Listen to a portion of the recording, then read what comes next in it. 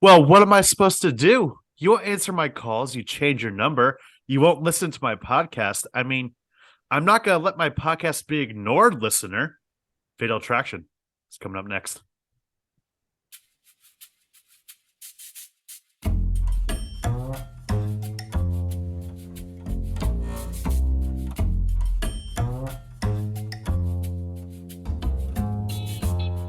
Haven't Seen It with Tim Sestito and Tommy Tevenay.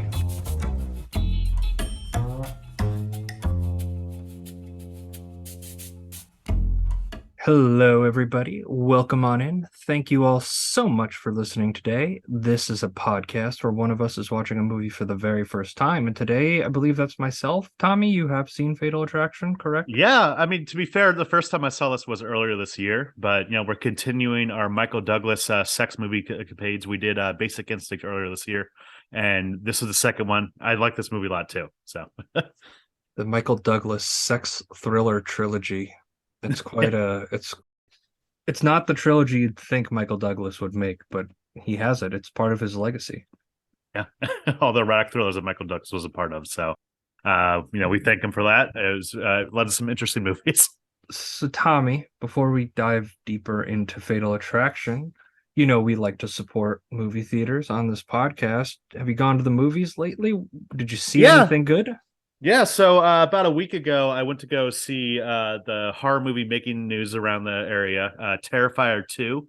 Mm. I have never seen the first Terrifier. I heard it's okay, but this was one of the most bonkers, like batshit movies I've ever seen in my life, and it was such a fun screening because it's one of those movies that like is so goddamn gory. Like there's a scene where a character gets scalped and then gets poured bleach all over them and stuff like that, while a clown is like maniacally killing them. And even me as Mr. Horror, who loves the horror movies, I was just like, oh my God, people throughout the movie theater were just like screaming, like, holy shit, what the fuck? So I mean, there's been news reports about people like passing out and like fucking like vomiting in the movie theater, and it's one of those things that like I can see why people were fucking vomiting during this movie. Did you vomit I during the didn't movie, Tommy? I didn't vomit. I didn't vomit. So thankfully I was able to keep it in. But there's a lot of points where I just winced. I was like, oh, holy fuck. Yeah. I went and saw The Fablemans this weekend, the new Steven Spielberg family film. Which based on Spielberg's life as a child, him getting into film and his parents' affair. Uh, Weird choice that they pick Seth Rogen out of all the Jewish guys to be the love interest for Michelle Williams for the mom. I feel like you could find a better looking guy than Seth Rogen for that part. Just out on Seth Rogen right there. Well, I'm not out on Seth Rogen as a performer. I'm out on him as like being Romantically. the romance. Yeah, it's like it works in Knocked Up, right? Because the Yeah. joke is that Katherine Heigl's messed up out of her brains and just goes home with him, thinks she'll never see him again, gets pregnant. That's the joke. This is like Paul Dano plays the dad, who he's fantastic in this, by the way. Mm. And he goes like he's his best friend, Seth Rogen, and he's just been sleeping with the wife the whole like pretty much the whole time. And it's yeah, it's cool the way that it's like uncovered, discovered, and like the actions of it, like really great performances. Definitely, I feel like in a lot of the later Spielberg stuff, it's either he's been really involved in it, like West Side Story, you felt that he was on the set, versus Ready Player One, where they're like, Steven, here's $50 million to just put your name as the director, show up on set for a couple of days, say you directed, and we'll have Just a bunch of whatever. CGI artists do everything else. That's how I felt with that, like because he starts doing like two or three movies at a time, like his time's got to be delegated. Like this was very personal to him. You could feel that. Also, there's quite literally the greatest cameo of all time in this movie. Do you want to know who the person is that makes the I, cameo, Tommy? you can't spoil it. Yeah, I haven't seen the movie yet, so I still got to It's experience just this myself. it's David Lynch, Tommy. David Lynch makes a cameo in this movie, and I like sat up Was in this like my immediately seat. 10 out of 10? I was like I was like, oh, and I'm sitting in a New York City movie theater with all these older couples, and like I'm the only person who's like, ooh, ooh, ooh, ooh. It's David Lynch. It's David Lynch. Twin It's the Peaks. it's the guy. It's the guy. He made Twin Peaks. He did Mulholland Drive, and nobody cared. They kicked me out of the theater for yelling. It was really not a great situation. Oh But yeah. no, that didn't happen. But Fableman's like probably one of Spielberg's best movies post Catch Me If You Can. So Mhm. like past 20 years or so. Yeah. Definitely recommend it. I want to give it like a 4 out of 5, like really dramatic, like really cool sequences. Like you just forget that like that man just knows how to he's so good at blocking and he's so good at executing like the way his camera movement works. Yeah, he is the master. He is quite literally the master. So go see the Fablemans. Don't spend your money on Black Adam. Go see the Fablemans. That's my recommendation. And if you like gory movies, go see Terrifier 2. I'd even say go support Terrifier too, because I think it's kind of cool that that movie just even exists, that somebody gave this guy all this money to make something that's like as disturbed as humanly possible. I think that's kind of sick, to It's be kind of completely disturbed, but honest. it works out. So I don't know. I liked it. I dug it, and it had a great synth score. I love 80s synth score, so you can't go wrong with that. Tommy and I saw wildly different movies this weekend, is basically what we're trying to tell you. But we Yeah. did watch one common movie, which is Fatal Attraction. Fatal Attraction. Gene Shalit of the Today Show calls it one of the most gripping, Do you have an affair with her? chilling, I'm not going to be ignored. romantic movies in years. And Joel Siegel of Good Morning America says it's a steamy, sexy, suspense-filled, sensational movie. Michael Douglas, What if she didn't get it out of her system? What then? Glenn Close. Fatal Attraction. Rated R. Now playing at a theater near you. We watched the second of the Michael Douglas sex thriller trilogy this week with Fatal Attraction. Well, technically, this is the first. Michael Douglas plays Dan, a man who had a lucid affair out of boredom one weekend when his wife is out of town. This movie has one lesson: don't stick your dick in crazy. Jesus Christ. I mean, Yeah. that is the moral of the movie. If you want to if you're happily married and you have no reason to have an affair, don't do it, because this is what could happen to you. You could have a crazy stalker. This is why I love that Glenn Close. Apparently, like for years now, people still come up to her and say, thank you, Glenn Close. You saved my marriage. Like I didn't cheat on my wife because of you and Fatal Attraction." Which is kind of like a weird complaint where it's like you played such a like terrifying person that I was scared of, like I could have an affair, but this could happen to me. Do you think Glenn Close like goes to her therapist and is just like, I had another 4 people. It's been almost 40 years and people are still coming up to me telling me that I saved their marriage. She I probably don't hates it. understand. Oh, at this, I wonder if it's like she likes it at first because she's getting a lot of recognition for the performance. Then like 5 years later, it's like, oh, I'm done. The movie's done. I'm sick of hearing this movie about this movie. And then like 30 years later, it's like almost endearing at this point, that the fact that the movie has lasted this long in the public conscious and people still go to her Yeah. about their marriage. Like people just, hey Glenn, I know you're in line for the bathroom, but I really wanted to say thank you for saving my marriage. If I wasn't sure what crazy woman I'd be hooking up with, and I just thought of you, so thank you. Well, and she probably kind of hates it a little bit because like she took this very seriously. Like when she was finally secured the part of Alex, it was a real like hard road for her to get this role, because previously before this she was known more for like motherly roles, and people thought like, oh, Glenn Close couldn't play like sexy or whatever like she is in the first part of this movie. But she got the script and she took it to 2 different psychiatrists, and like she studied it with them, being like, is this behavior possible? If it is, why? She pretty much just did a lot of research. She took it very seriously. So the fact that people are coming up to her and be like, "You are so crazy that I didn't cheat on my wife. Thanks, Glenn Close." She's like, "Oh God, no, fuck you."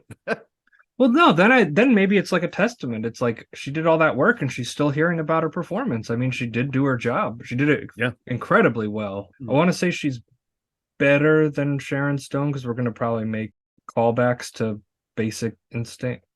Yeah. So this was first. This was like 87, if I'm correct. Yeah, it's 1987. And Basic Instinct was 92. So both these movies are celebrating big anniversaries. The 35th for Fatal and 25th or 30th rather for Fatal.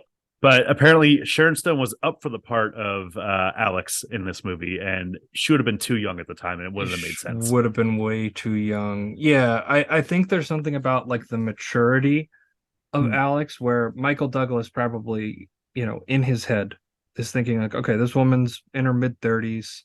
She gets the deal, right? Like Yeah. she knows I'm married. My wife's out of town. I've only thing I have to do is take care of the dog. Okay, let's go out, right? Let's see what happens. Let's see what happens. Why not? If you had like Elizabeth Shue was apparently also up for this role, it would have been played a much different kind of like tone to it, where it just would have been like, oh, like this older guy kind of taking advantage of this young naive Younger girl who doesn't understand, and then goes kind of crazy because of it, where it feels like Glenn Close at this, Alex at this point in her life would get the deal. Like if she wants to go out with a married man, she actually even says in one of the scenes, she's like, why are all the interesting men married? And I think it's an interesting way of that the dynamic is established, even though Alex doesn't necessarily realize that when they're having dinner during that weekend. Mm. Just a nice little back and forth that they have. Just shows a little bit of the chemistry that Douglas and Close have as well. And why is it that all the interesting guys are always married? Well, maybe that's why you find them interesting, the fact you can't have them. How long have you been married? 9 years. Do you have any kids? Got a 6-year-old girl. Sounds good. Yeah, I'm lucky. So what are you doing here?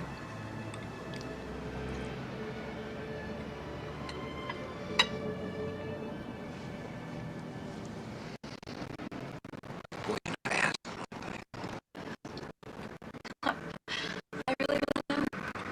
I had a wonderful time last night. I'd like to see you again. Or is that so terrible? No. I just don't think it's possible.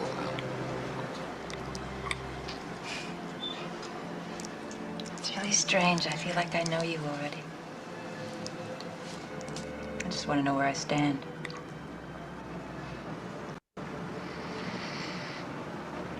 I think you're terrific. But I'm married.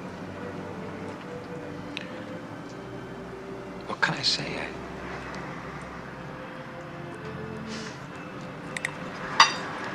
Just my luck. She is obviously wanting more out of the relationship, and it's kind of even indicated in that conversation. But he's like making it very abundantly clear that this is all it's going to be is this weekend. It's an anomaly of a weekend. His wife's not in town, so he can kind of just so happened to fall into his lap that this opportunity was there. So he was like, yeah, I might why not? Why not live a little? I mean, he's definitely a piece of shit for it. Yeah, no, 100%. I mean, what I do like about this movie is that like there's an immediate spark between the two characters right there, where you could almost see them in like a more cheerful romantic comedy version of this or something like that. And if the chemistry wasn't there between the two characters, this movie wouldn't work, and it wouldn't be like, why did he just go immediately to Glenn Close or whatever? It wouldn't make sense. And this movie, in a lot of ways, is kind of like a little bit of like a pressure cooker right here, where it takes. I paused it specifically when the first time when like Alex starts to show cracks, and it takes about like 30 minutes into the movie to get into it, where like the first third almost just seems like a meet cute like romantic comedy kind of, except he's cheating on his wife. That's the only thing that's a little bit bad. Depends who you ask, Tommy. Somebody probably finds that part cute. Well, exactly, but so it's just one of those things that like you almost think like it works that she's a much older character in her mid-30s, because like she's more direct and a lot of points in the beginning where she's just like, come on, come see me, like come hang out, like I want to go see you. Is that so bad? I just want to know where we stand. If it was a younger character, I don't think that would have worked as well. No, definitely not. And when they hang out, like that first night, like they hook up in her apartment, they go out dancing, and then they hook up in an elevator, like kind of pretty wild weekend there for a family man like Dan Gallagher. And I guess you could even say that like the warning signs were there. Like he gets home and she immediately has his phone number and is immediately calling him there, being like, hey, like where are you? Come over. Like he should have probably at that point just been like, nope. Instead, yeah, he pretty much just like pushes it a little bit too far. I mean, like Michael Douglas isn't innocent in this movie either. like the fact that like he brings his dog over to go hang out with Glenn Close in the park, and just like makes it really great. And then like the fact that he fakes a heart attack, like who the fuck does that as a practical prank? Like, ha ha ha, you thought I died right there. To somebody that you've met like 2 times before that and spent one day intimately with. Exactly. That is a bit and of an extensive prank on them. Yeah, and you could kind of see like a little bit of the insecurity showing up Alex right there, where like, on rewatch where she says at first, like, oh, my dad died from a heart attack. That's not funny.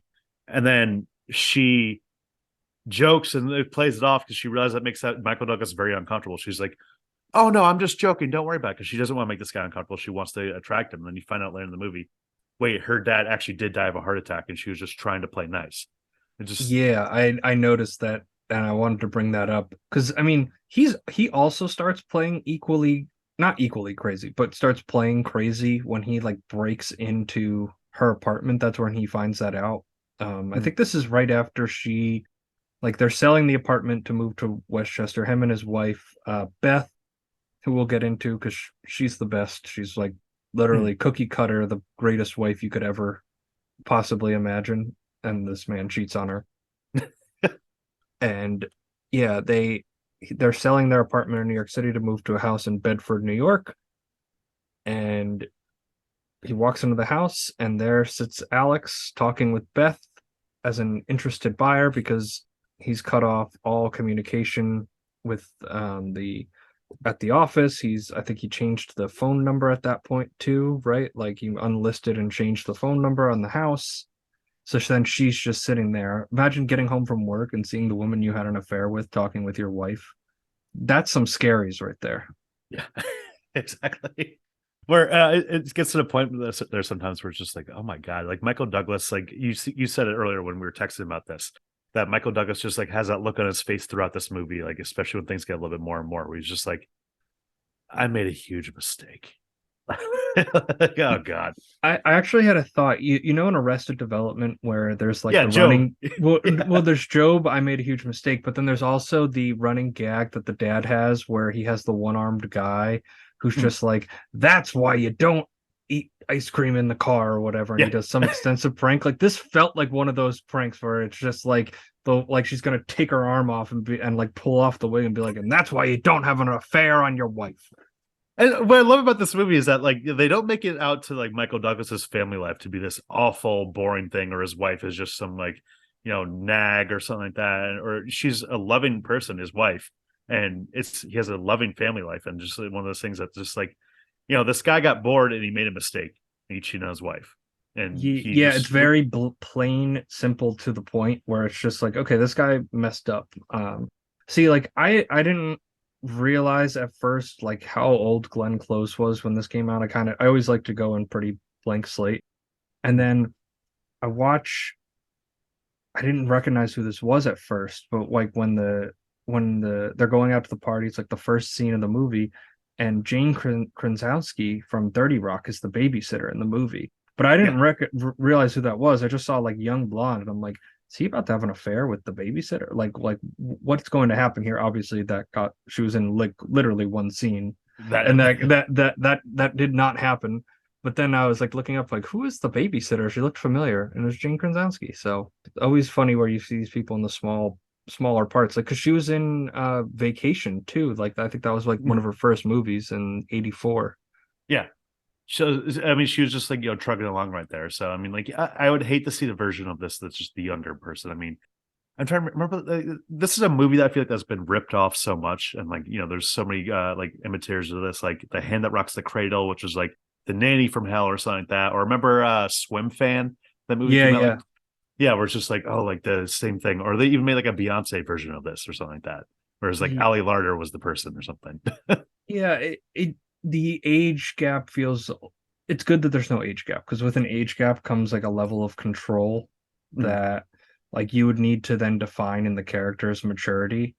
I think the one thing this movie didn't answer is like what the hell is going on with Alex, because they meet because Dan's a lawyer and he represents this publishing company, and she's like some editor for the publishing company. Like this woman is at home in the middle of the day during work days, pre-work from home, like just stalking him, like going into his office. Like, is she not losing her job over this? They never do touch on it. I mean, maybe we could assume it's just on the weekends or even then, but I guess an editor doesn't have to be in the office all the time. I mean, that's a job you could do from home. I feel like even back in the 80s, when you think about it. You could. I'm not saying you couldn't do it from home. I'm saying people didn't allow people to work from home back in the 80s. Yeah. Well, it's a whole different other story right there. But yeah, I mean, it's not really like a plot hole. It's just one Yeah. of those like, and I mean, I think to this movie's strength is the pacing of it. I think it's really well paced. It's a swift 2 hours, which is great in my opinion, and it it takes its time in the beginning, and then the dramatic stakes like really just start to elevate from each sequence to each sequence because it starts with her cutting her wrists, like in the thing, which is like really intense. So I wasn't expecting them to like show the wrists, and like I imagine if you're with somebody that you're at least somewhat care for and they come out cutting their wrists over you, it's very heavy emotionally. And she was like emotionally trying to trap him right there, where it's Oh, just like, 100%. yeah, exactly. Just like, stay with me. Come on. Why don't you stay with me? Like, oh, just like take care of me and stuff like that. So, I mean, that was like the real first crack where I was like, oh my, Jesus Christ. So, I mean, the original ending to this movie, I mean, because the ending we got was very much of a mold of just like, Roger Ebert hated it because it was like a Friday the 13th ripoff, he said. And I think it works for the movie, but the original ending was going to be Alex was just going to commit suicide with the knife that Dan grabbed, when he broke into her apartment and like strangled her. And then he was going to get framed for her murder. And that was how it was going to end. And Yeah, test audiences that sounds like about a 25 minutes more of a movie. And I think this movie wraps up nice bow with the fake out drowning death and then Beth shooting Alex right in the because you right need in that the like chest. you need that like cathartic release right there, because like the Ann Archer line saying like, if you come near my fucking family again, I'll kill you. And if in that original ending we wouldn't have gotten that. In this one, we need Ann Archer in the end just to show off and just like fucking shoot Glenn Close and be like, fuck you, this is my family, stay the fuck away from them. Yeah, so I want to talk on Ann Archer. I mean, she was great in this too. And she goes through like she like couldn't be a better wife to Dan. Like just, oh, I'm going to take the kid for the weekend up to my parents. Oh, we found this place, right? Like cooking dinner, like painting the walls of the new house when they move in, right? Like she's just very much like affectionate, like very good to him as a person. And then in like the last half an hour when Dan finally confesses to her, because Glenn Close kidnaps the child. What's the child's name again? Ellen. Yeah. And takes them to Playland. Shout out Rye, New York. Our hometown, yeah. That's our hometown. Like literally, that theme park is 10 minutes from my parents' house. There's also Big was shot there, Muppets Take Manhattan, and Mariah Carey's Fantasy music video. Those are the big ones that were filmed at Rye Playland. So if you really want to see a major historical film location, trek your way to Ride Playland. You'll probably be disappointed by the rides, but Dragon Coaster's pretty cool still. Yeah. But everything else sucks. One thing I just love about this movie is Adrian Lynn's direction. I think is so great, especially in that one scene where it takes place in Playland, where it's cuts between Ann Archer's panic of like, "Where's my kid?"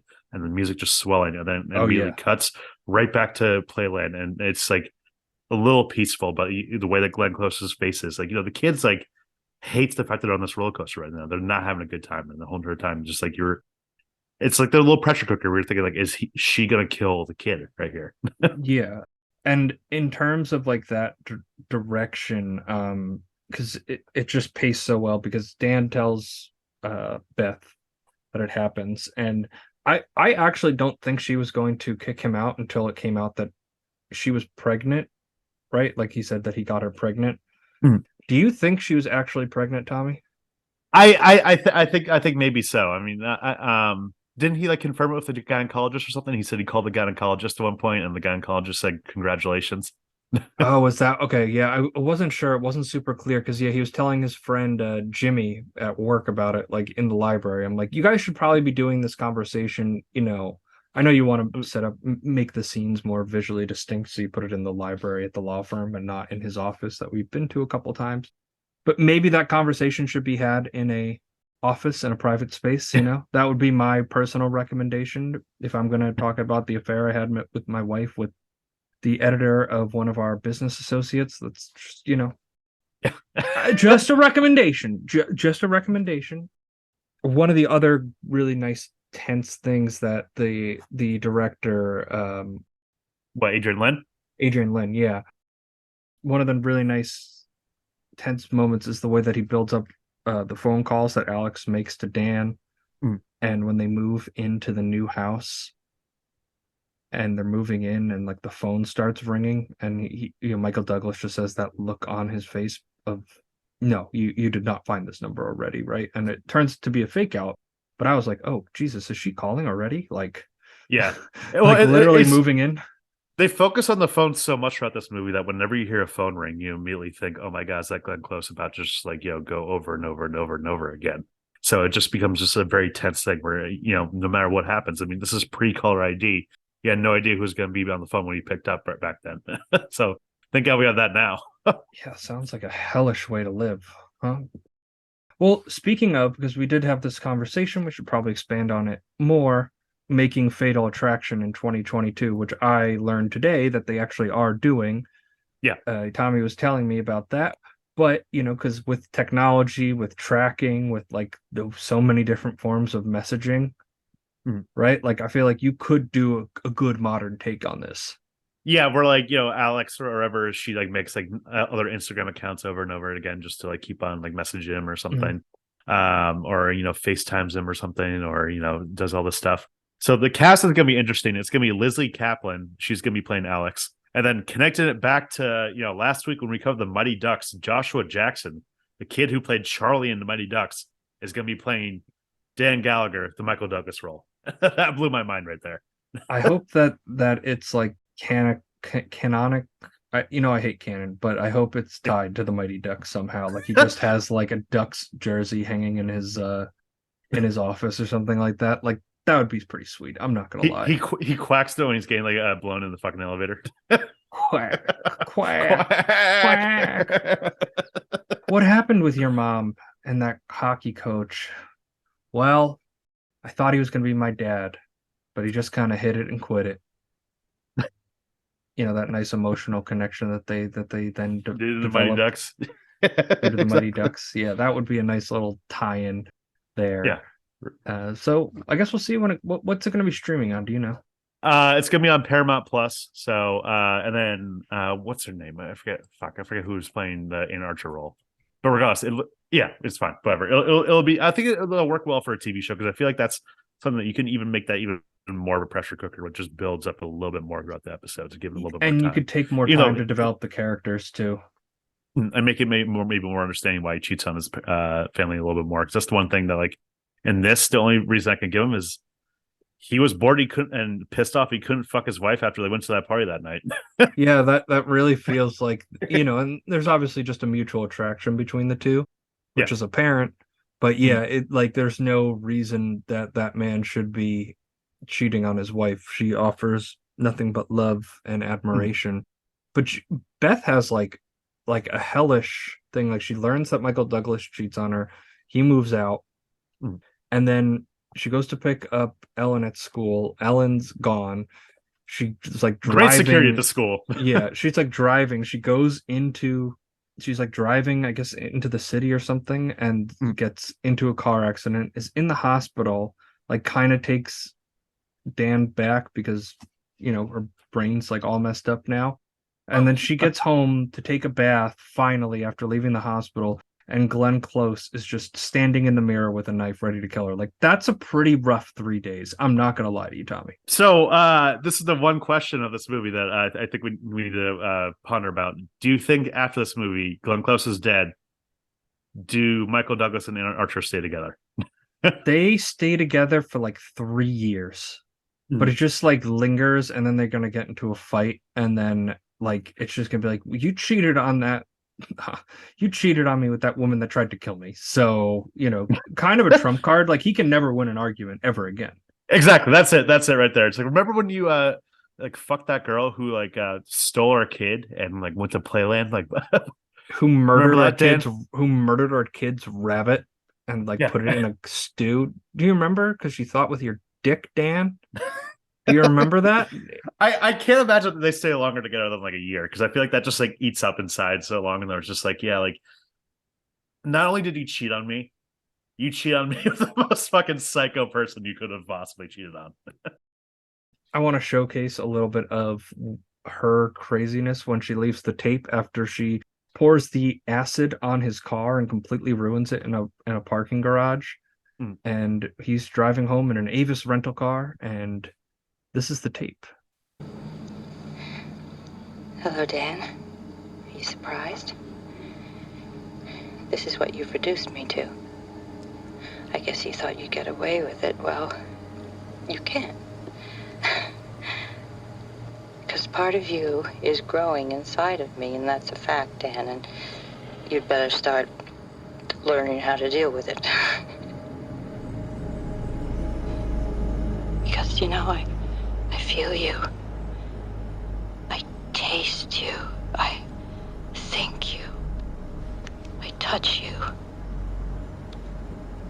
Can you understand? Can you? I'm just asking you to acknowledge your responsibilities.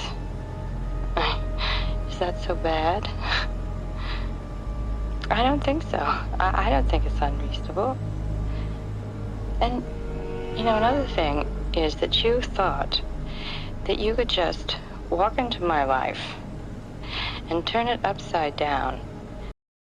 I think the interesting thing in this is that she kind of like her methods are not correct, but the fact that like her saying is like, you thought you could just use me for a weekend and then just walk away scot-free. She is technically correct in that sense. Like when you break down like that part of the psychiatry of why she's doing the thing, like the why makes sense, right? Like, which I think is really adds to the film. It's like really smart writing because it blurs the line for the audience to figure out who to empathize with. Because like the only character that you really empathize with is Beth, because she's the loser. Beth and Ellen She's are the the only loser. innocent. They're the losers in this, but you don't really feel bad for Michael Douglas. You kind of get the sense that he's kind of a slime ball. Yeah. I mean, like, do you think this is the first time he cheated on his wife? Yes, because I don't think he often puts himself in that situation, and I think he just kind of was like rolled the dice. Roll the dice. Well, exactly. The thing is, at the end of the day, that Michael Douglas throughout the movie is just like, come on, Alex, like we had a deal right here. Like I thought we understood. Why are you not playing this chill? You should be just playing this a lot more chill. And obviously, I'm not condoning Alex's actions right here, but you can see why she lashes out.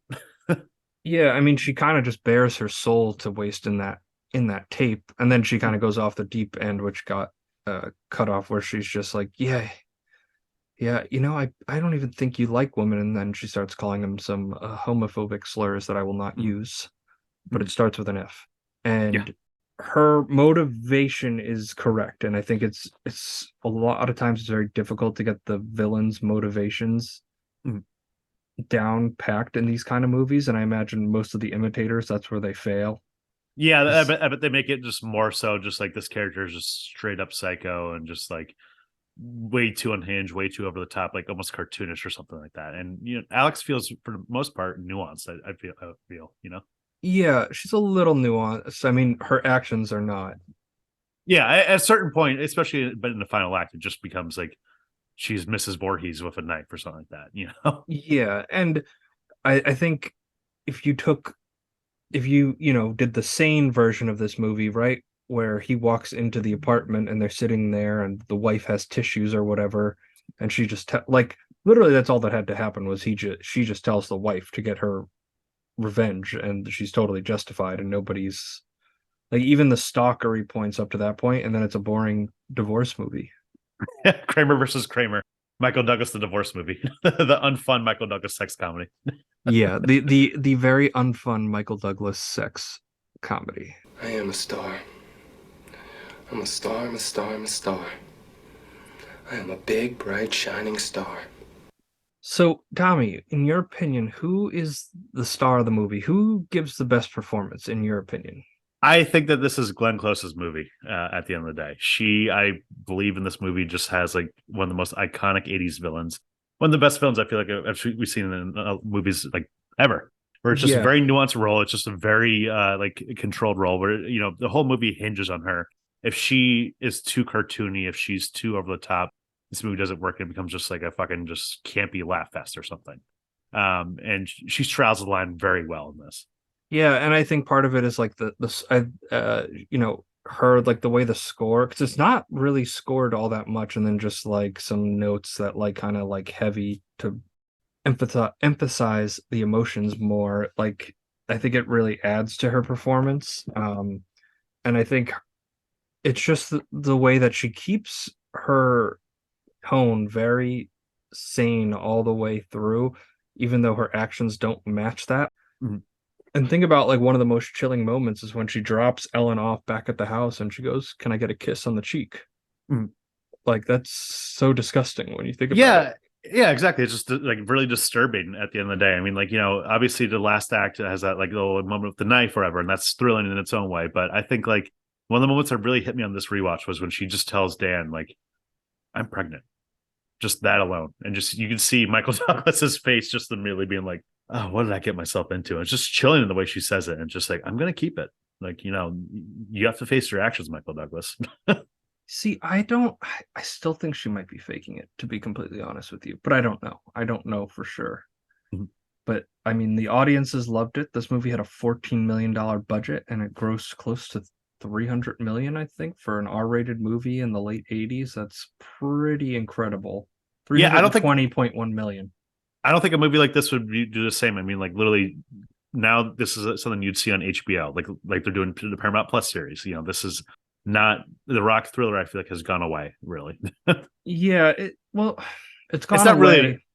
It's Yeah, not, it hasn't gone away. Like they just make bad versions of these movies. It's just that like I was kind of thinking about Top Gun Maverick, and I'll tie it back into this, Tommy, and that's the fifth highest grossing movie of all time. Do you think that movie was good enough to be the fifth highest grossing movie of all time, no, Tommy? but yeah, I it mean, was a crowd pleaser. I loved it. I loved it, but like the story was a crowd pleaser, and it was just Yeah, to get you what you wanted.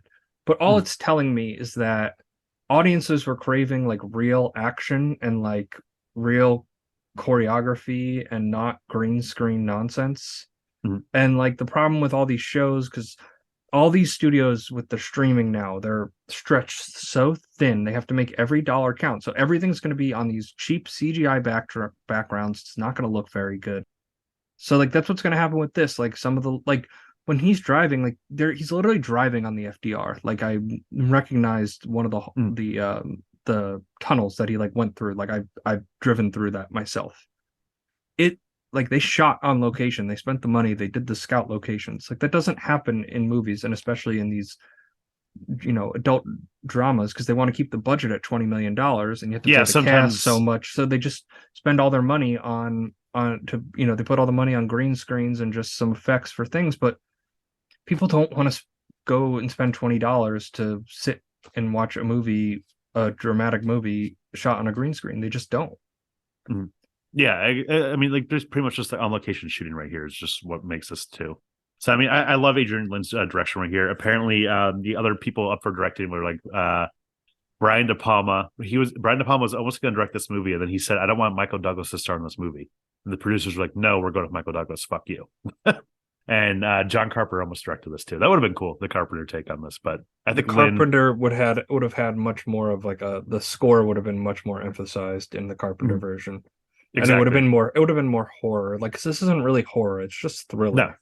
it's a thriller. Yeah, I think that Adrian Lynn like straddles the line very well in this. So, but star overall, Glenn Close. I mean, Michael Douglas is good too, but his more is a reactionary performance. I feel like. Yeah, Michael Douglas and Archer both fantastic in this as well. They keep pace with Glenn Close, which is what you need to do, but it's her movie and it's her performance. Ah, are you ready, comedy partner? Waka waka.